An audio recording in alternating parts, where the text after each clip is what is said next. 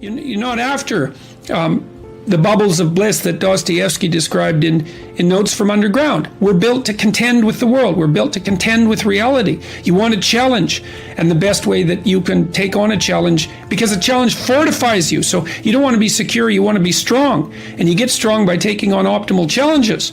And so you lay out your destiny in the world, and you take the slings and arrows of fate, and you make yourself stronger while you're doing so. And you might fail, and fortune might do you in, but it's your best bet.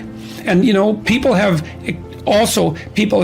extracted unbelievable successes out of catastrophic failures. And I'm not saying that in a naive way. I know perfectly well what happens to people. You're doing fine in life, and then you get cancer, and then 6 months later you're dead. And all the heroism in the world isn't going to save you at that point. But that's not the point. That's not the point. Life is bounded by mortality. But that doesn't mean that you don't get out there and contend, and you develop by contending, and you minimize the net amount of suffering in the world. And that's something, man. That's something to do. That if you take yourself and you put yourself in a new environment, new genes turn on in your nervous system. They encode for new proteins. And so you're full of biological potential that won't be realized unless you move yourself around in the world into different challenging circumstances, and that'll turn on different circuits. So it's not merely that you're incorporating information from the outside world in the constructivist sense. It's that by exposing yourself to different environments, you put different physiological demands on yourself all the way down to the genetic level, and that manifests new elements of you. And so one of the things that happens to people, and this is a very common cultural notion, is that you should go on a pilgrimage at some point to somewhere central, and that would be, say, like the Rock in the Pride Rock in The Lion King, because you take yourself out of your dopey little village, and that's just the little bounded you that everyone knows and that isn't very expanded, and then you go somewhere dark and dangerous to the central place, and while you do that, you have adventures, and they toughen you and pull more out of you, like partly because you're becoming informed, which means information. It means you're becoming more organized at every level of analysis, but there's also more of you too. Look, and you know this, you're useless. You know nothing. You haven't got started. You've got 60 years to put yourself together, and God only knows what you could become.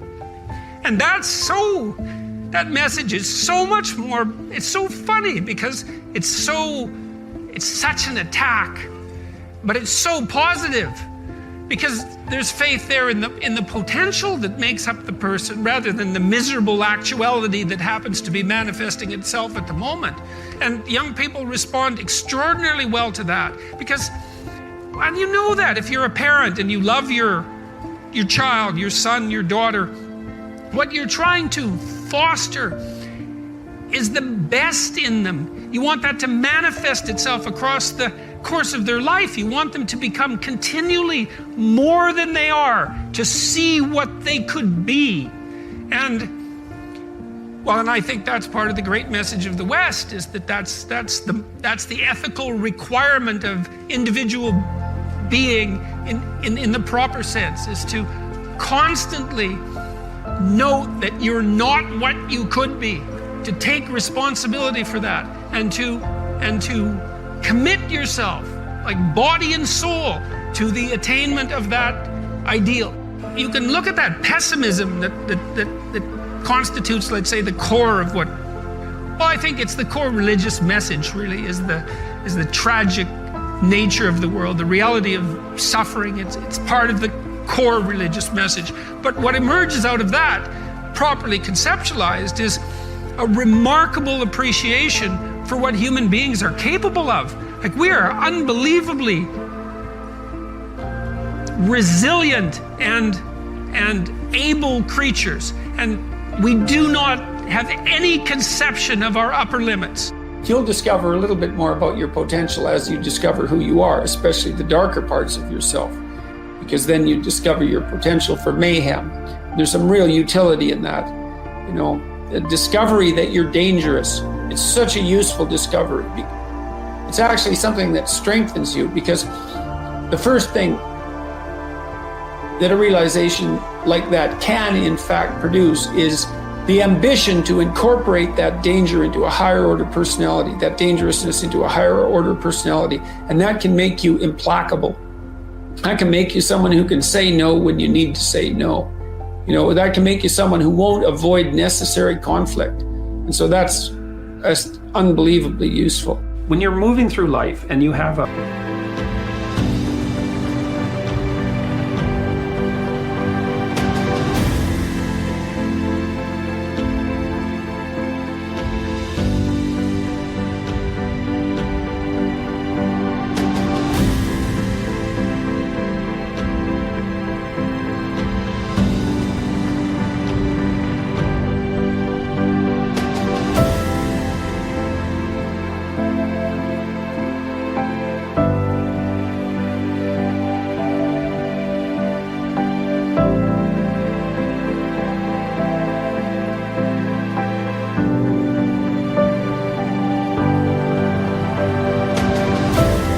plan or a dream and it shatters. Someone dies or a relationship breaks apart, or you have a terrible upset in your career, or you become ill in some unexpected way, then everything around you falls apart and you plunge into a chaotic underworld. The belly of the whale. That's exactly right. Yes, exactly that. And then maybe you stay there because it isn't necessarily the case that people get out. People die. People are in despair permanently. But frequently, something tragic and terrible befalls you, and you fall apart, and you learn something profound as a consequence, and you put yourself back together, and when you come back out, you're more than you were when you went in. And that's happening at a small scale. Every time you learn something, if you ever really learn something, it's usually painful. It usually means that you have to recognize that you're wrong in some important way. You have to let that part of you that's wrong die, and then you have to let a new part of you. Okay, so the self, imagine that you undergo a series of transformations in your life. There are collapses into the chaotic underworld, and then mini resurrections. That happens continually, and that's what molds your character. Assume that the person that you're listening to knows something you don't. Well, they do. The person you're listening to knows some things you don't. You can be sure of that. Now, whether or not you can get to them is a different matter, but if you do get to them, it's a real deal for you. That's why you want to listen to the other person's arguments, is because you're not everything you could be. You don't know the pathway forward with as much clarity as you could. And it's possible. This is one of the wonderful things that I've had the privilege of experiencing as a clinician. Because people, it's like I live inside a Dostoevsky novel as a clinician. People come in and they tell me about their lives, and I listen to them, and they tell me things that are just absolutely beyond belief, And I learn from my clients constantly.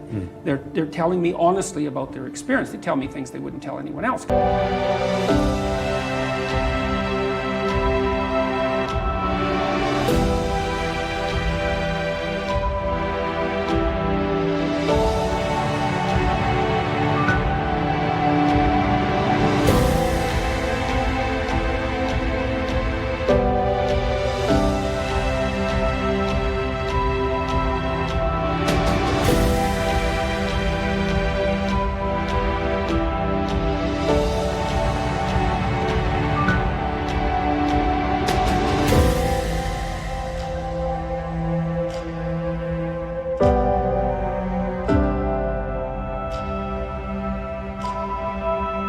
I actually listen to them. But part of the reason I listen is because I'm desperate to listen. It's like there's a possibility I'm going to do something stupid in the next 5 years that's going to be like fatal.